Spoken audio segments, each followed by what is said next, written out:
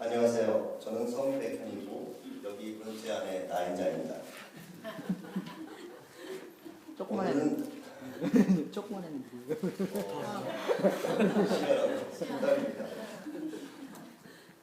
오늘은 제가 대림절 3주째로 기쁨의 의미로 촛불을 켰습니다. 오늘 제가 여러분에게 전해드리고 싶은 말은 상자, 박스에 관한 내용입니다. 사람들은 살아가면서 마음속에 상자 하나씩을 갖고 살아갑니다. 그리고 그 상자를 채우기 위해 많은 노력과 시간들을 들입니다. 어떤 사람은 그 상자 안에 보석을 채우려고 하는 사람도 있고, 어떤 사람은 명예를, 또 어떤 사람은 권력을 채우기를 원하는 사람들도 있습니다. 저도 살아오면서 그 상자 안에 많은 것들을 채우려고 노력을 했었습니다. 10년 전 부동산 경기가 한창 좋을 때 저도 집을 사기로 결심을 하였습니다. 그때 당시는 온통 신문에 부동산 집 매물 광고가 도배를 할 정도로 하루하루 집값이 하늘 높은 줄 모르고 치솟을 때였습니다. 정말 어떡하든지 집만 사놓고 기다리면 엄청 남는 장사라고 제 주위의 친구들도 동료들도 서로 사고 권하였습니다. 그래서 같은 직장의 한 집사님의 소개로 스티븐스 렌치라는 곳에 좋은 집이 났다고 한번 보라고 권하였습니다. 그때 당시 결혼한 지 얼마 안 된 상태고 또 집을 사기에는 은행 잔고도 또 수입도 터무니없이 부족한 상태였지만 그냥 집 구경이나 가보자 하는 마음으로 아내와 함께 가보았습니다. 그 동네에 들어서자마자 마치 큰 공원에 온 것 같이 잔디와 가로수가 깨끗이 정리되어 있었고요. 또 그 타운하우스에는 2개나 수영장이 깔려 있었습니다. 부동산 중개에는 여기는 백인 동네들이라서 살기 안전하고 또 학군도 좋아 집을 사놓고 렌트만 넣어도 그냥 남는 장사라고 하였습니다. 그때부터 시작이었습니다. 저는 정말 미국 와서 이렇게 집 사기 쉬운 줄 처음 알았습니다. 그 다음날부터 팩스로 오는 소리에 사인만 해서 보내면 되었습니다. 제 부족한 은행 잔고도 또 한 달 모기지 페이먼트하기도 버거운 수입도 아무 걸림돌이 되지 않았습니다. 마치 저에게 집을 사주기 위한 동호회가 있는 듯 부족한 소리는 다 알아서 해결해 주었고, 시간이 안 맞으면 제 집 앞까지 소리를 들고 와서 사인을 다 가져갔습니다. 그리고 정말 거짓말같이 2달 만에 그 집은 제 집이 되었고 키를 받을 수가 있었습니다.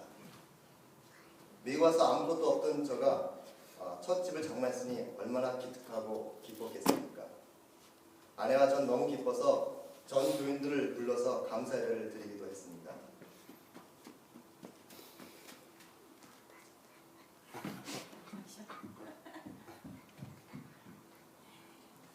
그렇지만 그 기쁨은 거기까지가 전부였습니다. 자기가 알아서 렌트를 놓아주겠다던 부동산 중개는 연락하기도 힘들어졌고 집값은 하얀 곡선을 그리기 시작했습니다. 몇 달 만에 어렵게 테넌트를 들였는데요. 6개월이 지나자 렌트비를 연체하기 시작했습니다.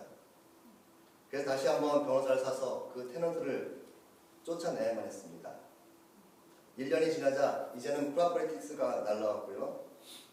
그래서 여러 가지 생각 끝에 저희는 그 집으로 그냥 이사할까 생각도 해보았지만 우선 직장하고 좀 멀었고 또 차도 한 대밖에 없는 상태고요.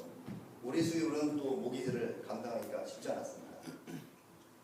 테넌트가 없이 빈 집이 되면 한 달 모기지랑 또 그리고 제가 살고 있는 현재 아파트 렌트비까지 냈기에 제 재정 상태는 급속도로 나빠지기 시작했고 결국은 은행빚을 연체하기 시작하였습니다.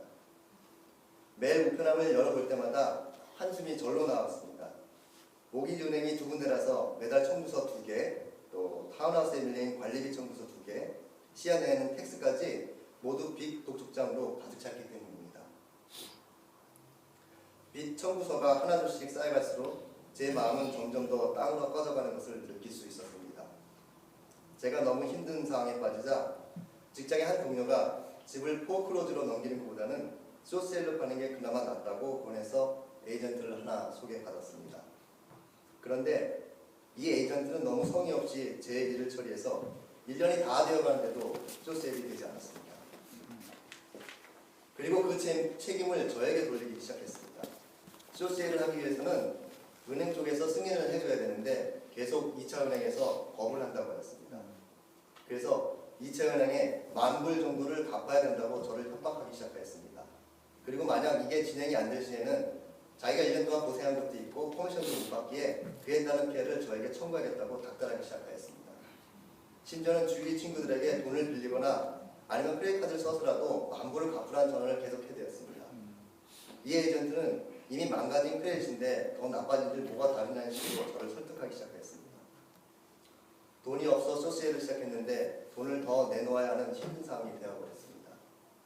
제 빚을 갚기 위해 다른 사람의 빚을 질 수는 없었습니다. 저는 빚에 시달리는 내내 하나님을 원망하고 주위 사람들을 원망하고 또 원망했습니다. 미국 와서 제 살 집이 하나 갖는 게 그렇게도 큰 욕심이었냐고, 그리고 그게 큰 과역이었다면 집을 못 사게 막으셨어야지 어떻게 3시간만 보고 온 집을 그렇게 쉽게 제 손에 쥐어줄 수 있냐고, 모든 것이 악을 이루어 어둠 속의 하얀 아처럼 자기 이익만 챙기겠다고 달려들고 있는 인간들을 보라고 매일매일 원망하곤 했습니다. 제 마음속의 상태는 그때 아무것도 남아있는 게 없었습니다. 오직 각종 고지서와 빚 청구서밖에는. 저는 은행 압류가 들어오든 상관없이 모든 것을 포기하기로 했습니다. 손에 든 것을 모두 놓아버리고 상관없이 모두 숨만 쉬면서 재판관의 심판을 기다리는 죄수 마냥 하루하루를 보냈습니다. 그리고 지난 날들을 뒤돌아보기 시작했습니다.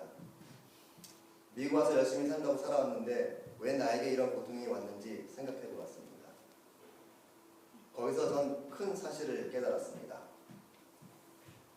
여태까지 마음속에 갖고 살아온 그 상자가 제 것이 아니란 사실이었습니다. 그것은 남의 상자였습니다. 남들이 너도나도 제일 크고 화려하고 돈이 된다는 상자를 갖자 저도 그것이 마치 제 것이냐 바보처럼 안고 살아왔던 것입니다. 남의 상자에 아무리 제가 채우려고 노력을 해도 채울 수도 없었고요. 제 것이 될 수도 없었던 거였죠. 그리고 이런 일을 겪으면서 가장 제 마음 한구석을 아주 슬프고 비참하게 만드는 생각이 들었습니다. 그것이 무엇인지 아시겠습니까? 그동안 저를 속썩였던 일이나 등 돌린 사람들이나 또 잃어버린 돈도 아니었습니다. 제가 그 집을 한 4년 정도 갖고 있었는데요. 그 집에서 제 아내와 딱 이틀만 자고 나왔다는 사실입니다. 마치 큰 공원같이 잔디와 가로수와 또 깨끗이 정리되어 있던 그 집, 또 수영장이 2개나 달려있던 그 타운하우스에요. 단 이틀만 자고 나왔습니다. 그 이틀 뒤어 그저 편히 쉬러 간 것이 아니고 새 터널트를 드리려고 부부가 밤새도록 구석구석 청소하고 새 페인트를 칠하며 보냈습니다. 남의 집 청소해주고 페인트 칠해주면 하루 일당이라도 받는데 저희는 그러지 못했습니다. 얼마나 바보 같은 짓입니까? 지금도 그때를 생각하면 너무나 아내에게 미안한 생각이 듭니다. 그리고 그 애물단지 같은 집은 다른 에이전트가 다시 맡아서 어렵게 쇼셀이 되어서 악몽에서 벗어날 수 있었습니다. 오늘 대림절 3주째라고 말씀드렸는데요. 오늘 주님이 여러분과 저에게 다시 한번 묻고 계십니다. 여러분 마음속에 있는 그 상자는 무엇으로 채워가고 계십니까? 아니면 저처럼 엉뚱한 남의 상자를 끌어안고 마치 자기 것이냐 살아가고 계신 건 아닙니까? 전 여러분의 상자 속에 오늘 대림절 상징처럼 기쁨이라는 단어가, 그것도 하늘로부터 내려오는 기쁨, 주님부터 오는 기쁨이 하루하루 채워져가는 인생이 되시기를 주님의 이름으로 축원합니다. 감사합니다.